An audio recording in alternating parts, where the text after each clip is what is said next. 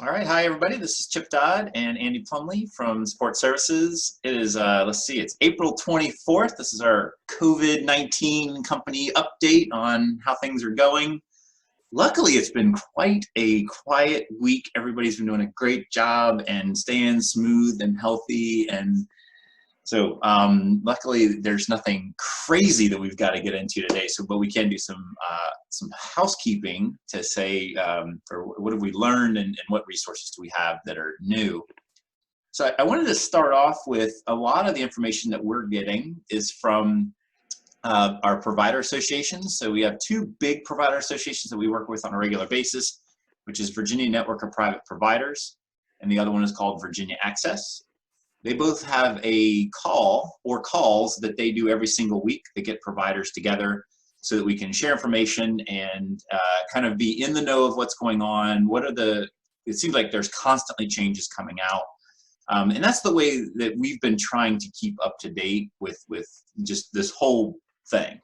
And what I realized as I've been listening to the calls is the calls go down so many different rabbit holes. So one second we're talking about day program being operated in a group home, and then the next it's about background checks and competency training and what can convey from one provider to the next. And I realized it's really critical for especially the leadership in the company.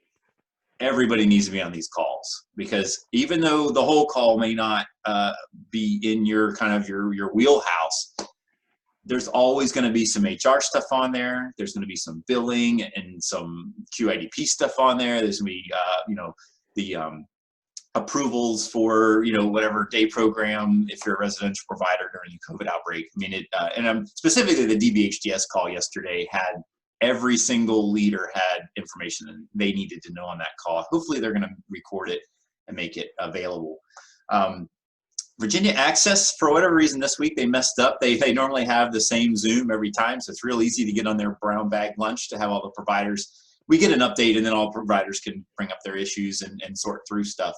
But the Zoom link was different this time. And so I think I sent out a calendar invite to everybody, and the link in the calendar invite was wrong because it was the previous one, and then they changed it, which it's probably a checkbox on Zoom where they need to use the same link every single time. But they are new to Zoom and they're learning. So I'm going to try to keep everybody up to date on that. I realized what I really need to do is get a email distro so that so basically Virginia Access and VPP send it to one email, and then behind the scenes between Drew and I, we can make sure that everybody gets those updates, so you're not relying upon Andy or I to share the link with you. So hang on, I'm going to cut off my phone real quick, make sure my ringer doesn't go off. Okay, good. Okay, so let me show you. I'm going to do a real quick screen share and see if I... Just real quick, while Chip's changing over. Oh, I'm unstable. Yeah, you're very, very right, choppy. I'm not sure what's going on with your internet. Okay, am I back again? Just real quick, for everybody, there's a lot of information that comes out on these phone calls, VNPP, Virginia Access and stuff. One important thing to remember is that we don't change how we do things until we change them company-wide. And so you may hear a lot of things that says this, don't do this, do this. And if it's contrary to what we're doing with support services, check in first. Let's have a conversation about it to see if that's how we're proceeding or if that's just a recommendation or a suggestion. So don't change until we confirm that that's what we're doing. Correct. Everybody is like, yeah, you're right. Everybody's spewing information, but it is up to us to try to figure out what is accurate, what is actionable. Let's see. Okay. All right. So let me get back to Virginia Access. This is their website, virginiaaccess.org. I'll drop these links in the chat box here in just a second. So this is Karen Tefelsky. She's the one that does the brown bag lunches. There's lots and lots and lots of information on her website. This Appendix K is where they're trying to get us additional funding from the governor. So a lot of information here. The other website that was a big resource is VNPP. They do a weekly call every Friday. And I think today's call had like 200 and something people on it. It was absolutely crazy. So you click here to get on. You don't need a password or anything. They've basically opened up to people that are outside the membership of the MPP. So it's a good thing, like if you're getting some work done, just have it playing in the background when something comes on the call that's of interest or is in your neck of the woods in regards to your job. Listen in on that part, and then somebody goes ranting about something that's unrelated, you know, dial it down a little bit, get back to work. But I would suggest people try your best to be on these calls. There's all these little tidbits that I always think to myself, like, oh, I hope so-and-so is on the call so they heard that too, because I'm, you know, I might not be taking notes. Some other resources while we're on here, I personally need to do a better job of looking at these websites and being sure that I'm in the know. So I wanted to go ahead and share this stuff with you guys on the call. So especially in your role, whatever that role is, these websites now have tons and tons of information. So let me start off the DMAS, these are the people that pay us. They are not the primary place to go, but they do have a website with, if you look on here, you got to look, most of these have members, which are basically the customers, people using the services, and then they have providers. That's us, that's people who are providing the services. So just click on that, and they're going to have a ton of information on here. Everything from guidelines on what you can bill and not bill, and PPE, and you know, all kinds of stuff. So this is DMAS. The other one is DBHDS. Let me see if I can get this right. Let's just go to the DBHDS homepage. They have this title bar at the top, so you don't even have to navigate to it. It's just right on the homepage. You click on that. I think they also have the toggle between providers and workers and individuals. So if you hit providers, and then that's going to take you to the provider page. The main thing that they're, this frequently asked questions, they're continually updating this. And so it's a really long read on the first go around, and then every update they highlight the stuff that's on it. So let me see if I can find that real quick. There it is. Okay. So this is the FAQ sheet. So this is an example of, if it's highlighted, then you need to read it. If it's not highlighted, it hadn't changed since the last time you read it. So I would recommend, you know, doing the April 20th, read it from beginning to end, and then from then on out, just try to keep up with whatever the changes are in your area. But a lot of the questions, I see we have a few DSPs on the call again, which is awesome, but it's like, what do I do if somebody becomes symptomatic, right? This is the guidance from the state. And so we're definitely allowed to go above and beyond their guidance, but this gives basically resources so that we or you guys, or the leaders out in the field, or the sponsors out at their house, they can look at this and just get this information. It's specific to Virginia. It's specific to our customers. So highly suggest looking through that. Let me see. I think those are the main ones. There's a bunch of other ones out there. Of course, the Virginia Department of Health and the CDC and all of that. But the DBHDS site, this page right here, it's a really good consolidated place of all the stuff, very specifically tailored to just us as an organization. So if you're only going to go to one place, I'd go to DBHDS. And if you're only going to read one thing, it's that FAQ sheet, because it's deep. I don't know if you saw it a second ago, but it's like, let's see, I don't know. I guess this says 24 pages, but it seems like there's been a lot. There's also some Medicaid memos that are coming out that are joint. Normally a Medicaid memo comes out from one department. They're doing these joint, really long Medicaid memos. It's a lot of information to keep up with. I'm feeling overwhelmed. Andy, I'm sure you're feeling overwhelmed. It's hard to stay on track. But we do, as a company, since we have so many different facets, whether it be residential or billing or HR, onboarding, training, etc., it's important that everybody is trying their best to absorb the information that helps you do your job in compliance with this new situation. There's no way Andy and I could know everything and give everybody direction on what you need to do.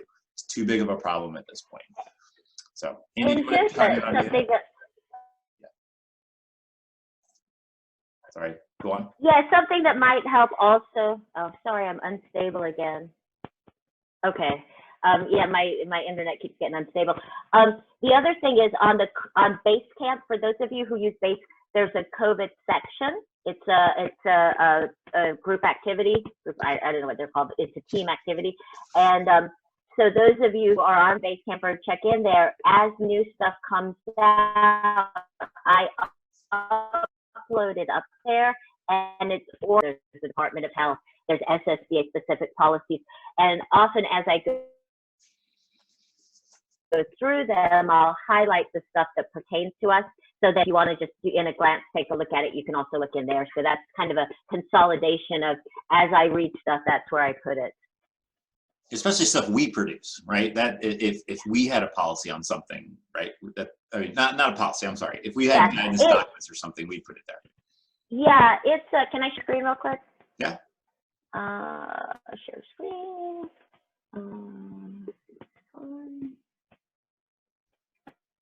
So,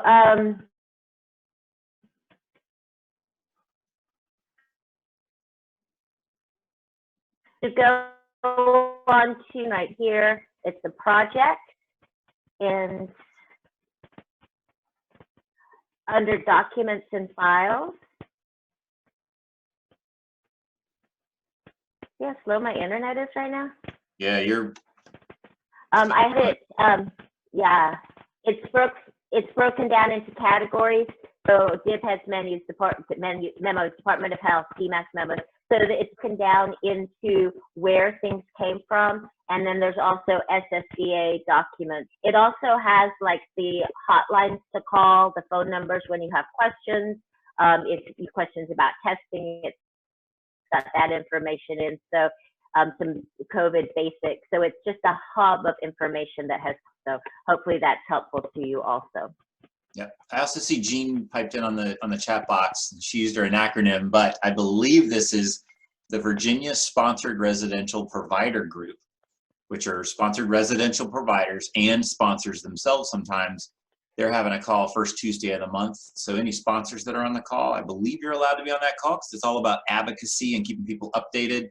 I really appreciate Jean for being a part of those calls. I know we're one of the bigger sponsored providers in the state, and so I know a lot of the smaller providers ask us a lot of questions and look to us for guidance on that. So that's definitely a good call. So Jean, thanks for bringing that up. And I will probably hopefully give you talking capability in a little bit to update on the sponsored thing, because your email was quite long and thorough, and you can probably just ramble off the top of your head. So we will bring you in just a little bit. So let's go back. I probably should have started with this to thank everyone that's both working at home and our DSPs on the front lines for doing an amazing job. Company's still healthy. I don't think we have any known cases of customers. And the one staff person in Lynchburg, my understanding is they are back at it and cleared and everything's fine. So right now the company is healthy and safe. So you guys are doing a phenomenal job on that. Okay, the governor budget.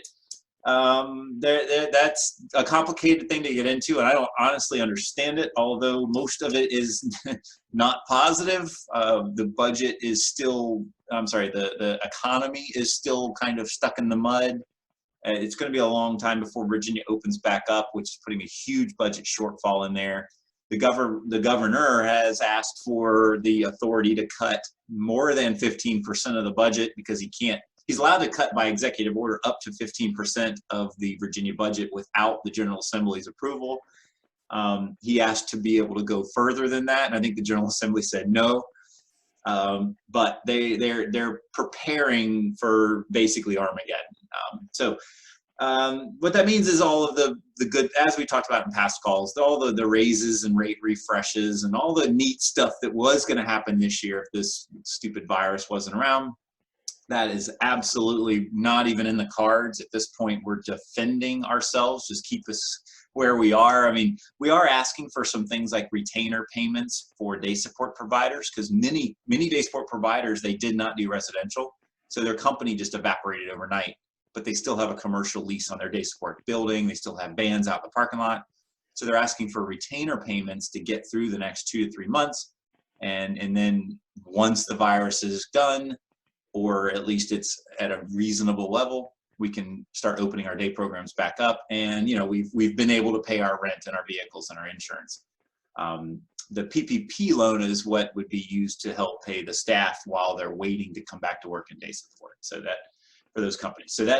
We are advocating heavily with the governor and the budget. It's that Appendix K.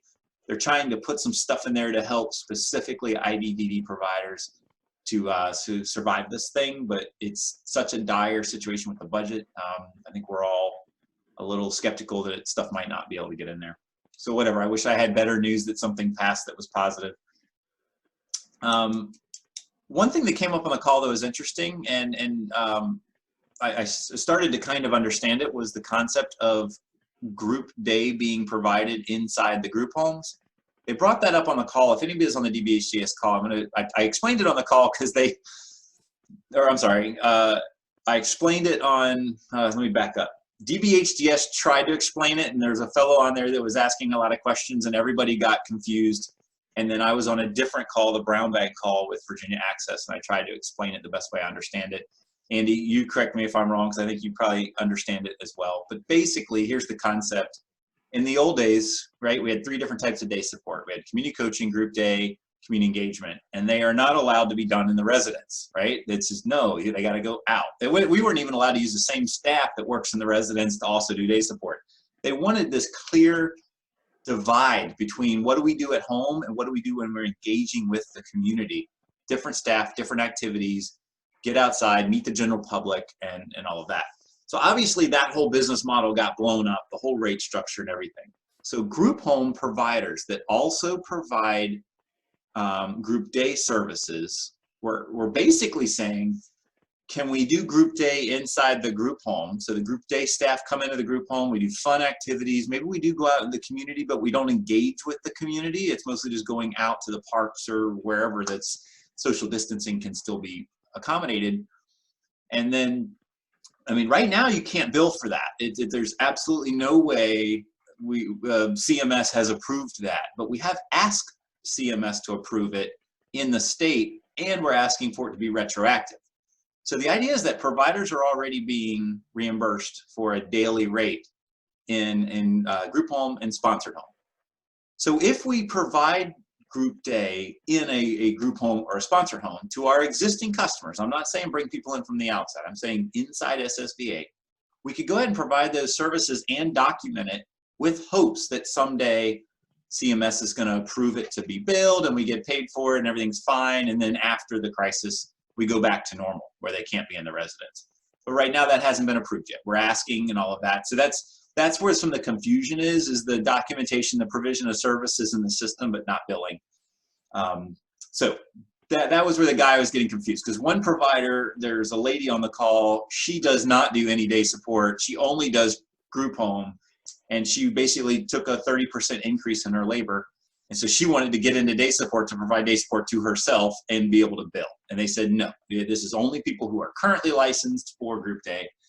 And then there's another guy he's a group day provider. He wants to go into group homes of other providers and provide day support so his company doesn't blow up. And they said, no, no, no, no. This is only for people who you currently serve and da-da-da. So very, very complicated, touchy topic. Who knows how this is going to play out. But hopefully, Andy, was that the way you understood it? Yeah, and just for DSP purposes and for supervisor purposes, at this point, we are bringing group day staff into the group home,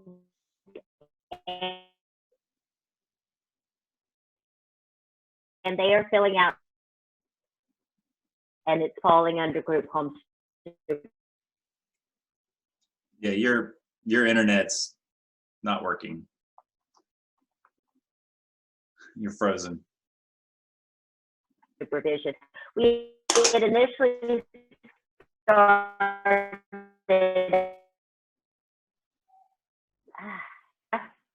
Still frozen. Hey, how about killing your video? That'll allow your audio to come through a little bit better. Sorry. All right.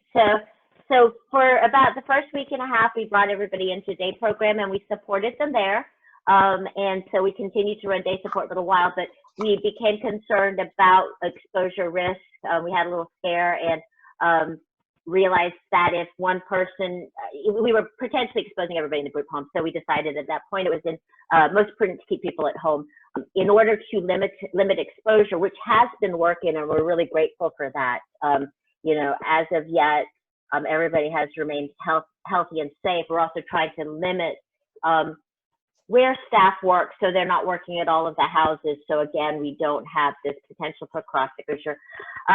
So if you are working during the day or you are a supervisor, continue to document the group day support, and we'll be holding on to that with hope that that will be billable in the future.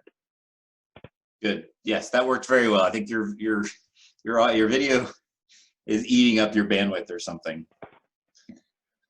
I don't know if that's my internet or my computer that would that.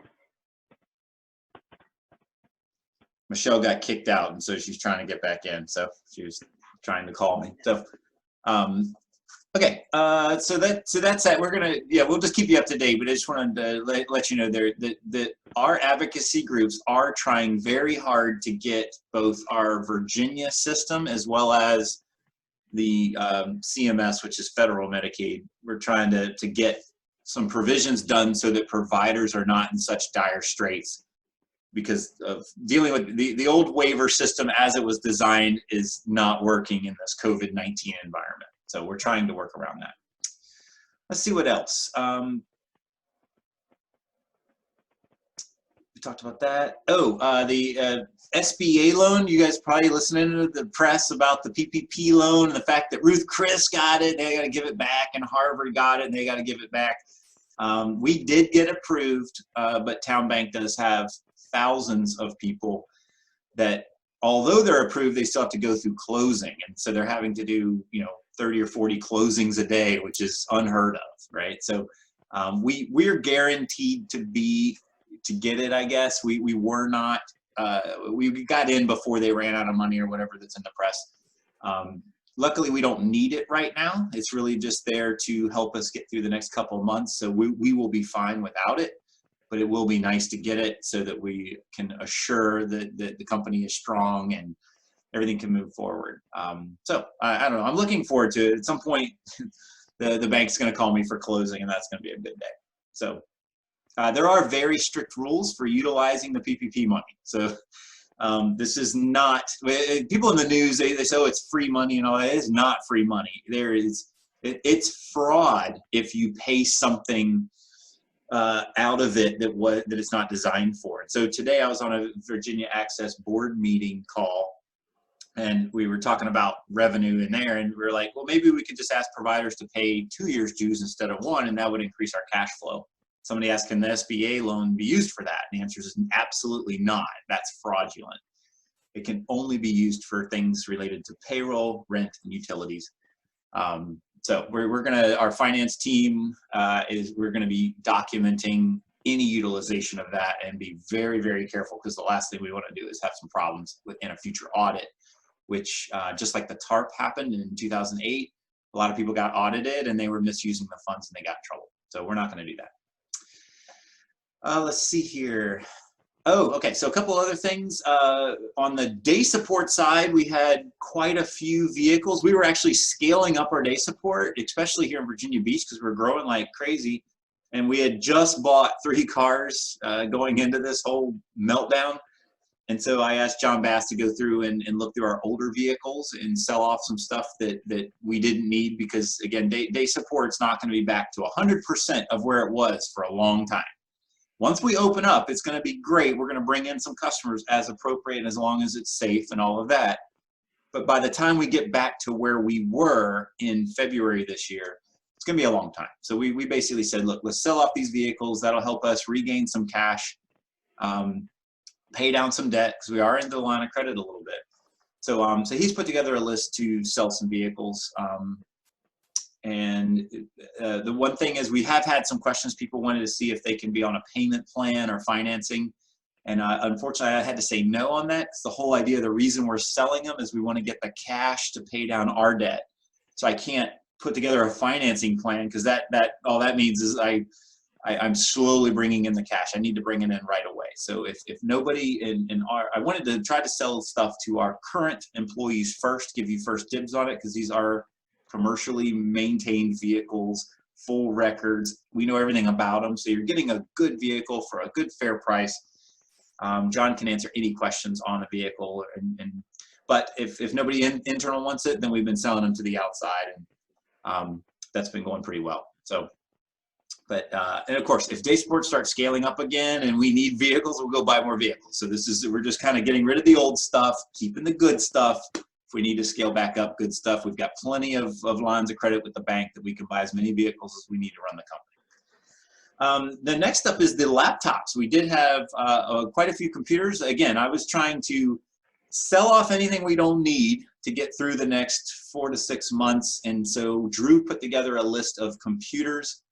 And let me see, I think he even, since he's the guy that runs the website, he even built his own little website or web part of our website to show you guys if you're interested in a laptop or a PC.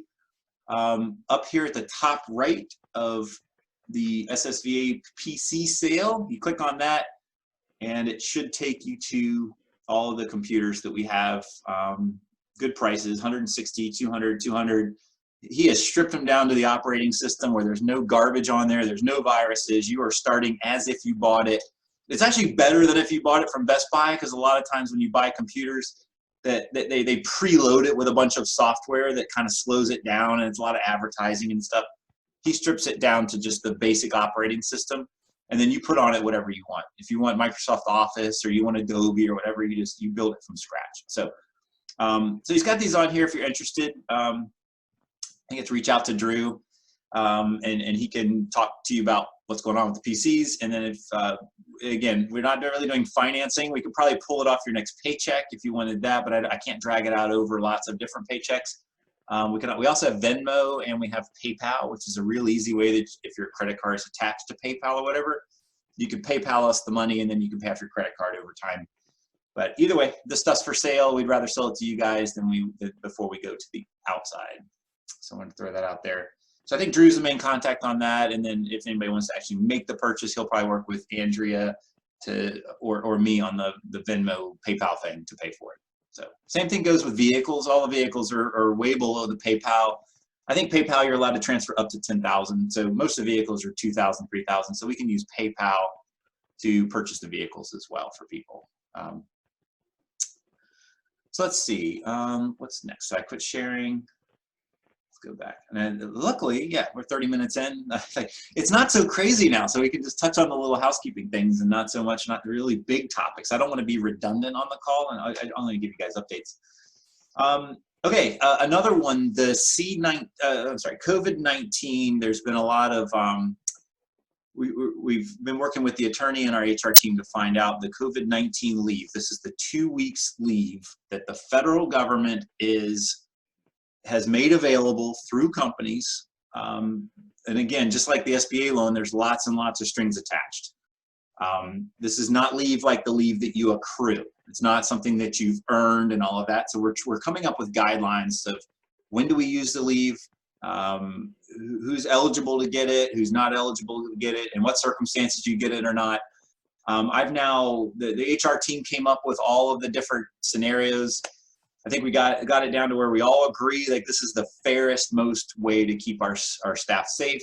I've now kicked that proposal over to our labor attorney, Barry Dorrance, who was the guy on the webinar. If anybody watched the SBA webinar that I put on our Facebook page, really, really good guy. He loves working with our company because we're one of these companies that are always looking out for our employees. He's used to companies coming in, trying to stick it to their employees and give them the least amount possible so that people can be profitable.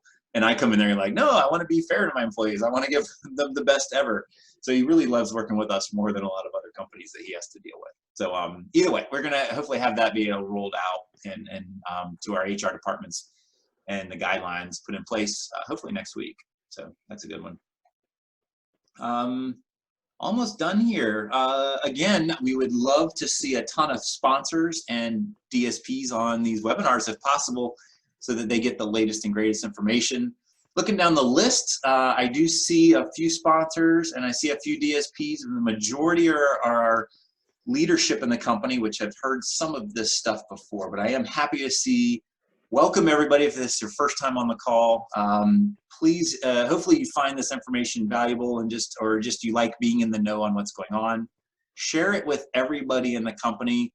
And this is actually able to be open to the outside. So if there is an in-home parent who wants to know what's happening at SSVA, feel free to invite them to the call. I mean, this stuff is not confidential. It's open.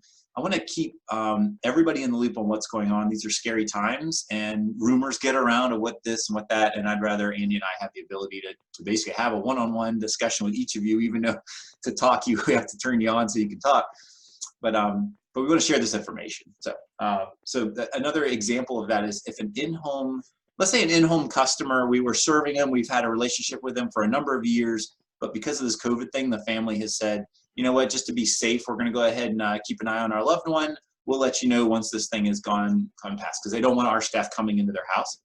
The QIDP could reach out and say, hey, we just want to stay in touch. We don't know what's going on with SSVA. Listen to the call or whatever.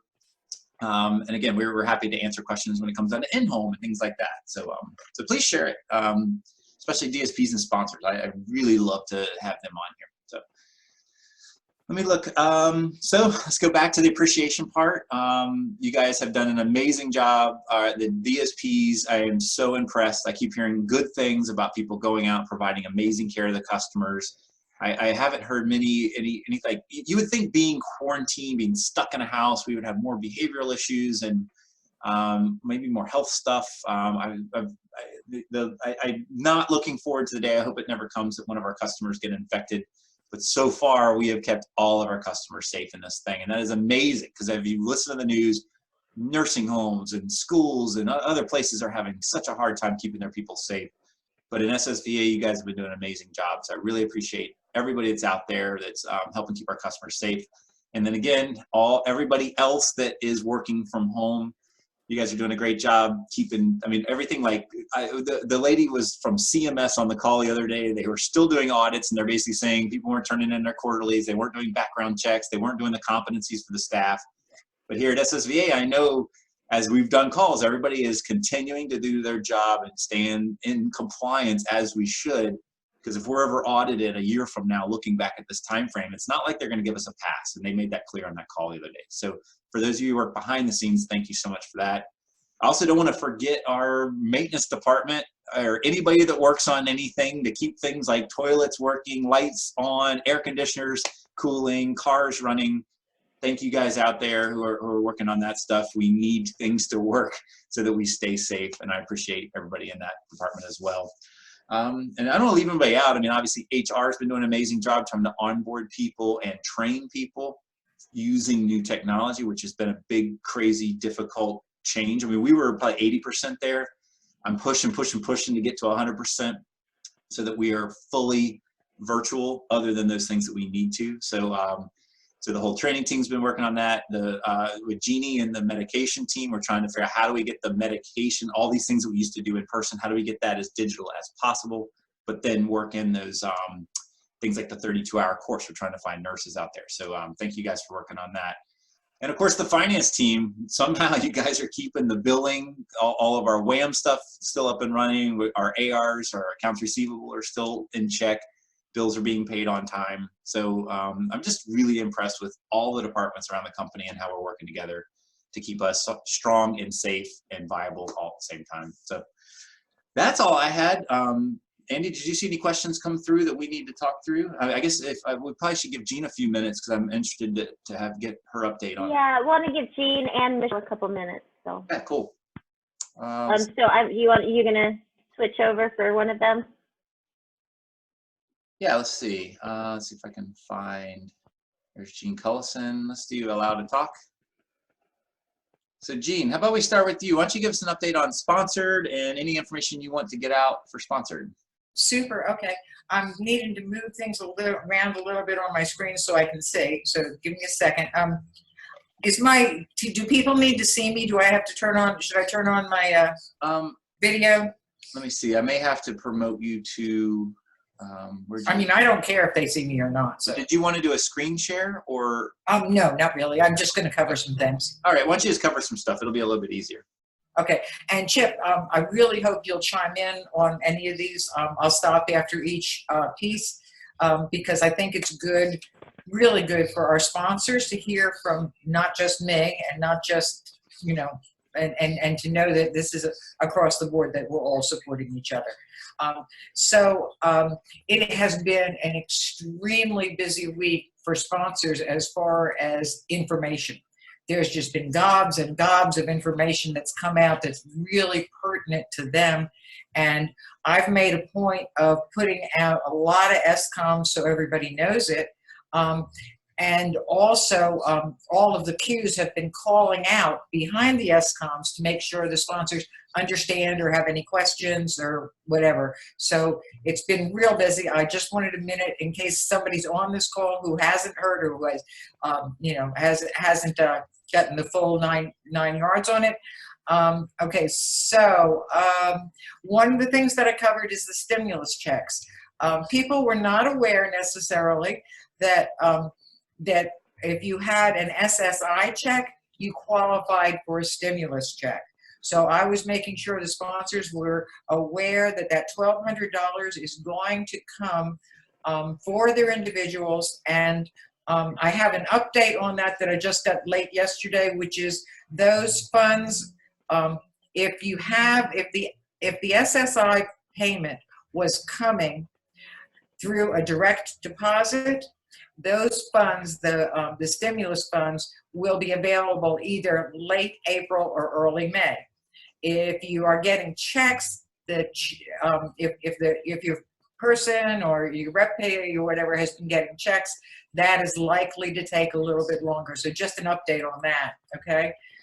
The other thing I wanted people to realize, and this is thanks to one of our sponsors who gave me the information, one of our Lynchburg people, yay! Okay, and that is if any of the people you support have been working and are no longer working, they qualify for unemployment. Now I know unemployment is a little piece of money for our guys, but the $600 a week isn't. And it doesn't matter how small the unemployment amount is, they still qualify for that additional $600, which puts a lot of money back in their pockets. And for both of those, for people who have never had the need before, or people who are just unaware, there is a way you can bypass that $2,000 limit. You know, there's a $2,000 limit on the accumulated funds that any individual can have, and there, if you open something called an Able Now account, you can have up to $14,000 in a year. So just, you know, keeping people aware of all this. Not everybody knows, you know, a lot of people do, but not everybody does. Okay, this one is important. I want you to sing on this one, Chip. Sing this one. Oh, I don't know. Okay. I'll be in the car by myself. Just chime in then. Chime in, okay? I provided a format for any of the sponsors who wanted to be advocates. It was a format for a letter to send to your senator and your delegate that specifically speaks to the retainer payments, the Appendix K. And I explained to them that one of the things that's in the Appendix K is the possibility that during the COVID period, they may get a stipend to their regular waiver funding. This is not something that goes directly to the individual like the unemployment or the stimulus, but this would go into the waiver payment for services. But it's really, really important that they use it. And I have had a couple, yay, hooray folks, who have actually taken action and sent letters out. So it's really a good idea. It makes a difference. Chip, you've done some advocacy. Can you speak to that? Yeah, I was just, I think it cut it off. One of the things, Virginia Access, they've kind of helped us produce letters and send stuff out. So I was putting some text in the chat box of one that just came out today by a guy that's very active in the Appendix K and things like that. So I just want to give an example of what that looks like on there. But obviously sponsors, if it's in regards to sponsored, it's going to be, the language should be a little different than obviously day support, because like the retainer payments for day support, you know, a sponsor shouldn't ask for that because it would look a little funny. And so it's good to have one topic in your letter that's very specific. But there was going to be a rate refresh for sponsored And so from the sponsored standpoint, that might be something they could advocate for. And then the other thing I think that you've mentioned as well is, what if a sponsor is changing houses right now? They've done a closing, they need to move from point A to point B, and licensing's not licensing any new properties and things like that. So that's another piece. We got to get licensing back up and running, so that it doesn't disrupt the sponsored service, as well as if we need to be able to bring new sponsored sites online during this outbreak. Just because we have this COVID thing doesn't mean that people don't need services.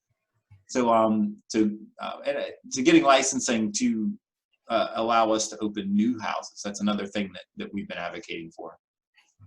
Super. Thank you so much, Chip. Yeah. And the format of the letter that I included in the SCOM actually came from the Virginia Sponsored Residential Provider Group. So it is pretty much specific to sponsors. And it's not my language. I can't take credit for it. John Witherspoon, who's a regular member of that group, is the person who produced the letter, but he allowed us to share it wherever he thought it would be useful. Okay. Another thing, Zoom. We have had some sponsors who are really, like tech savvy and jumped right on with Zoom. But at this point in time, what I have to say is thank you to the guys who are kind of a little bit scared about tech, because this week we have had tremendous response from the sponsors about willingness and finding ways to work out the Zoom stuff so they can use it better.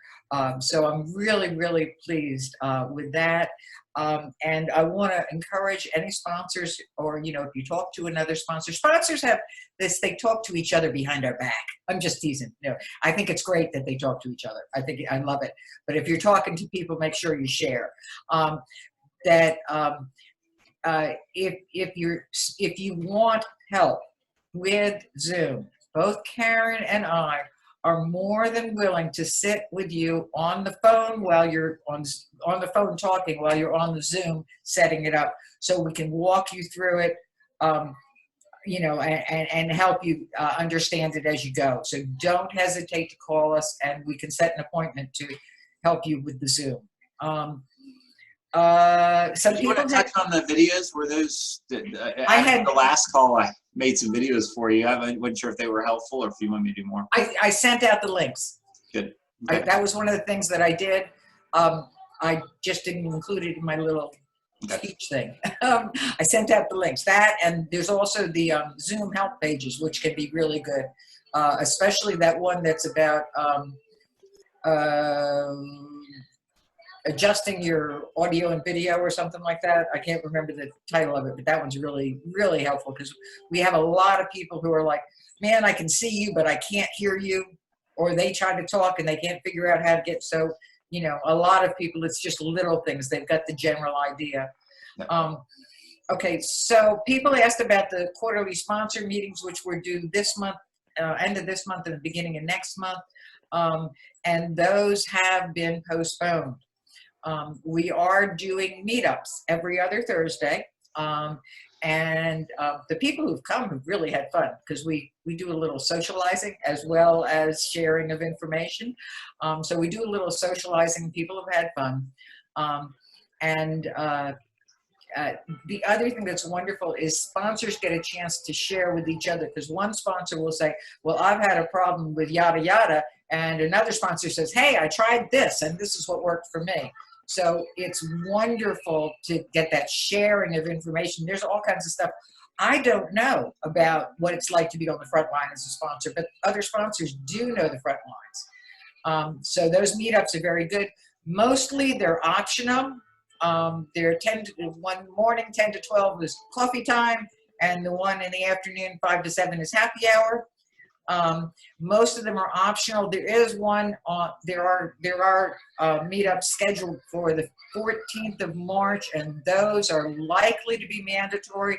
And I'm going to send out an SCOM to let you know for sure about whether one of the meetups is mandatory. So, wow, did I get through everything? So, yeah. So you and the sponsors are doing some fun meetings in addition to work meetings. Well, it's both. It's both. We do a little bit of fun and we do a little bit of information. Right. So speaking of that, for anybody that wants fun, I think this week was our first call for like a lunch baking, making food and chatting thing. Andrea had set it up and it was immensely successful with lots of different people who either made or was currently eating or was going to be eating food from a recipe. It was a fun chat. It was not work related. It was just fun. Everybody agreed we wanted to keep doing it.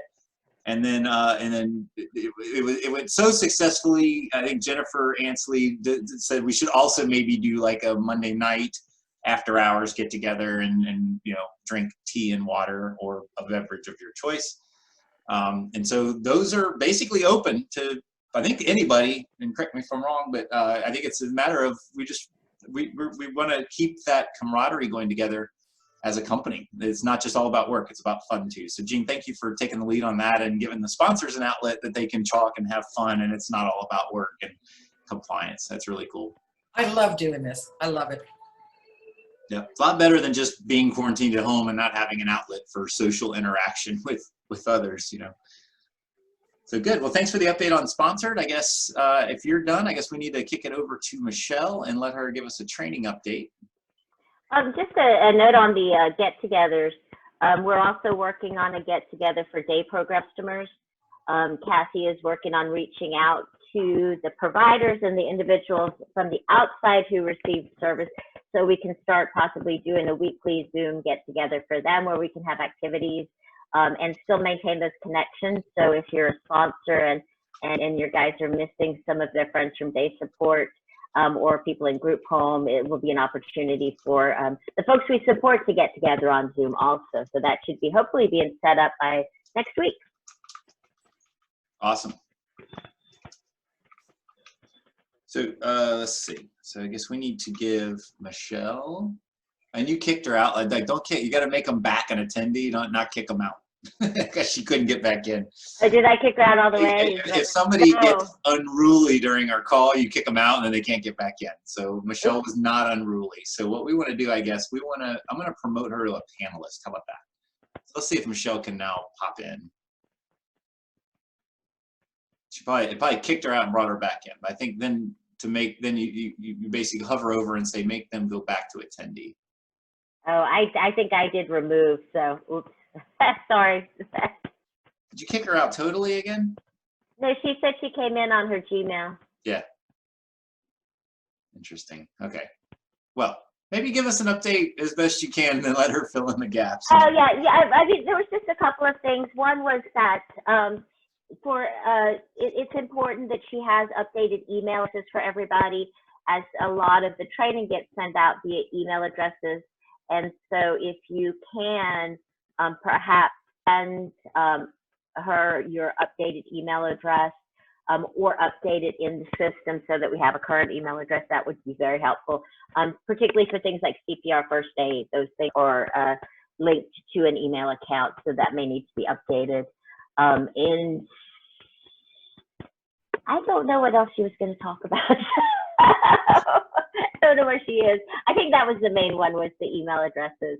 Training is doing a wonderful job of keeping training update. So although we have these windows of opportunity to take our time and not complete things and complete them at a later date, because so much was already online, we've been able to really easily transition. And so people are staying in compliance, with the exception of the things that you actually have to do in person, which are the CPR techniques and the crisis techniques. So beyond that, everybody should be able to stay in compliance. So that's great. Here's Michelle. She arrived. There you go. Thank goodness I have multiple email addresses, because you kicked me out of 2 of my emails. So. I'm not sure how. Yeah, oops. Actually, Sorry. in there, you're still in there as 2 different ones, I think. Or no, maybe it just moved you to the top. Let me see. I'm gonna try to promote you to panelist. Can we just do it this way, if that's okay? Sure. I have another meeting at noon that I have to. Yeah, and we need to wrap at noon anyway. So I did mention the email addresses, Michelle, so take it from there. Perfect. And I actually wanted to do the chat box. So just an update, we are working really hard at trying to make training easy for everybody across divisions, so that this doesn't interfere with the rest of the stuff you guys have going on. Moodle, or the training website, I'd prefer to call it that, is going to be our hub of information. And so within the next week, hopefully, we can get that set up to where people can access it from their phone. They can watch these how-to videos about Zoom. I'm uploading a how-to video on changing email in Paylocity, because right now having an accurate email for all of our staff is going to be pretty critical, especially when we're moving into this virtual training. And in the chat box, I'm going to, this link, oh, let me send it to all participants. In the chat box, I have a link for how to Moodle.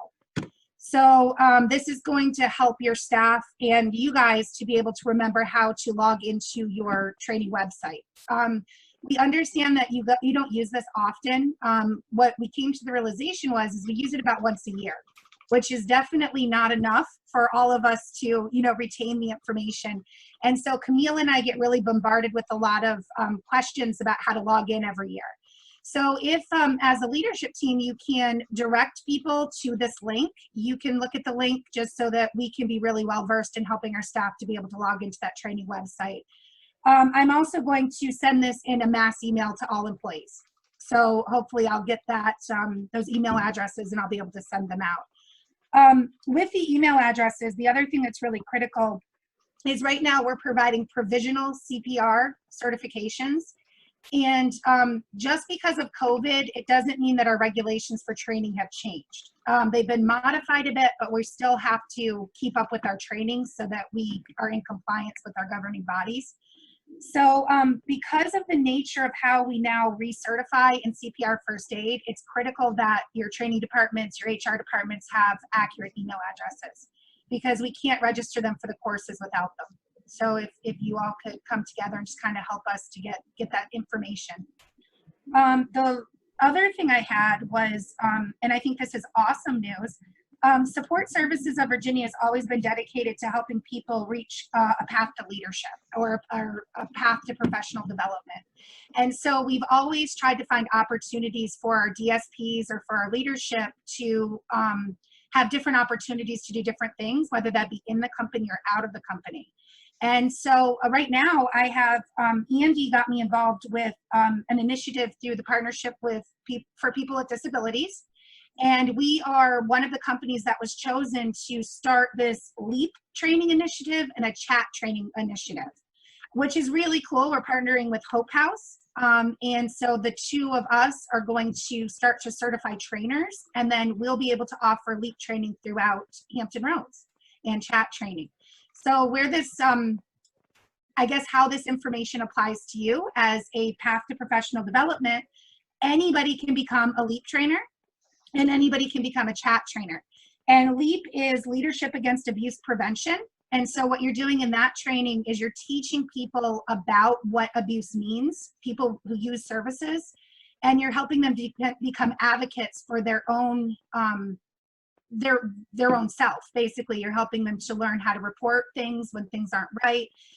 It can be a very challenging training because you are dealing with abuse, neglect, and exploitation, and you're dealing with body parts and some other sensitive information. But we want to offer that to our direct support professionals as well as our leadership. So if anybody's interested, you can become a LEAP trainer. The incentive for that is once you become a trainer, you become a contracted worker with the partnership and you get paid to conduct trainings. So it's a way to get, it's separate from SSVA. You have that certification under your belt, and it's a way for you to get some extra money. So if you're interested in LEAP training, I ask that you get that information out to your DSPs and also have people email the training department or HR so we can start looking at that. The other one is the chat training, which is a healthcare advocacy training. And we're going to be rolling that out very soon. We have a lot of interest in that. We've got quite a few people at SSVA who are interested in becoming trainers. And I guess what I need to say with this is not only are people without disabilities trainers, but people with disabilities are trainers too. So we have quite a few individuals that are interested in becoming trainers in these different things, and they also get paid. So the health advocacy will be rolling out. And again, if you're interested in that, please let us know. But for the leadership, you're the front line on this. And so please offer this benefit to our employees. I think with COVID-19, it kind of feels like we're stagnant, and this gives people a way to still continue to move forward with their professional goals. You know, and it doesn't feel so much like life is stopping, I guess. Also, what I want to add is all of these trainings right now are going to be done virtually. So we would help coach people in how to use Zoom, and they can get that certification online right now, which wasn't an option prior to COVID. So I think that's all I had, Andy. I know I talked fast because I have another meeting, but that's okay. We have 3 minutes left of this one, so cue Michelle. Perfect. I'm not going to kick you out now. I'll let Chip do that. I'm going to kick myself out. All right. Thanks, guys. All right. Thank you. Very cool. Okay. Any other final thoughts, I guess? I think we're good. 3 minutes in.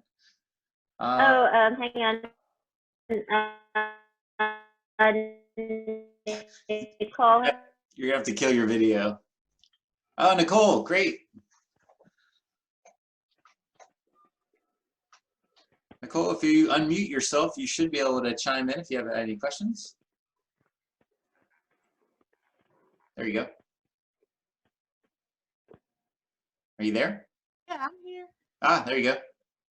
Okay, so I just had a quick question. I was wondering, there's a lot of free things being offered to healthcare workers, only you need a badge to access that.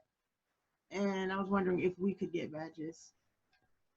Like you would think that my check stub and my government ID would be enough. No, people insist on badges. Wow. So like I want to go to Sam's Club. I could get in for free, but I need a badge. I'm sure that is something that we could do without any problem. I think we'll get with HR and make that happen.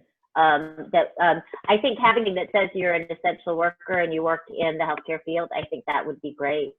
And we may be able to do it if people have photos on their Paylocity account. We could just use the photos I'll post and create them. So Nicole, we'll get with HR and hopefully, have some answer and maybe start rolling that out next week. Yeah. Okay. Yeah. We used to have, remember that time we made IDs for the customers because they had a similar problem. They can't go to the DMV and get a driver's license. And so we had an ID machine that we made. That was through the police department. They came in and did those. But I thought we bought a machine we have a laminator, so we can make them and laminate them with no problem. Okay. No, I think it's a great idea. There's some resources that anybody, because again, Medicaid is medical insurance. Our customers have a waiver because it's medically necessary. And so there's any benefits that are available to regular healthcare workers. I believe, Nicole, you're right. All DSPs and all sponsors, really, they're essential workers. And so I'd be interested. Yeah, it's like, I guess we need to figure out how to make IDs or badges. But no, I think it's a great idea. I bet you Camille can do that. She's a whiz with the laminator and stuff, so she can figure that out. Yeah, because I think the last time we did this, there was software that we used which makes it look official, and you put the photo on there and the type, and it looks, because we want it to look professional, obviously. So yeah, no, that's a great call. That's why I love these calls. Like, we get really, really good ideas on things I would never have thought about that. So it would also be good to have a list of things that are available for people. Camille says, sure, no problem. She's on it. It would be good to have a resource, and we can put that up in flash message stuff as we learn things that are available for you also. Thank you for bringing that up, Nicole. Somebody, Karen asked, would the cards work that Tanisha sent out? They don't have they're just generic, so we need to have one with a photo on, I would assume. Got it. Okay. Cool. That's awesome. Thank you for that. Anything else, Nicole? No, that's it. Okay, cool. Thanks for being on the call. Spread the word. And don't forget, especially in Virginia Beach and the Lynchburg areas, we still have the employee referral rewards. So keep telling your friends and family about helping people with disabilities. We would love to bring some people on and get them employed with benefits right away. So thank you so much for everybody for being on the call. We will, I will render this up and put it out through our normal channels in addition to our I think I put it on YouTube page. So thank you guys for attending. Thank you. Have a great day. Stay healthy. Yep. Bye-bye.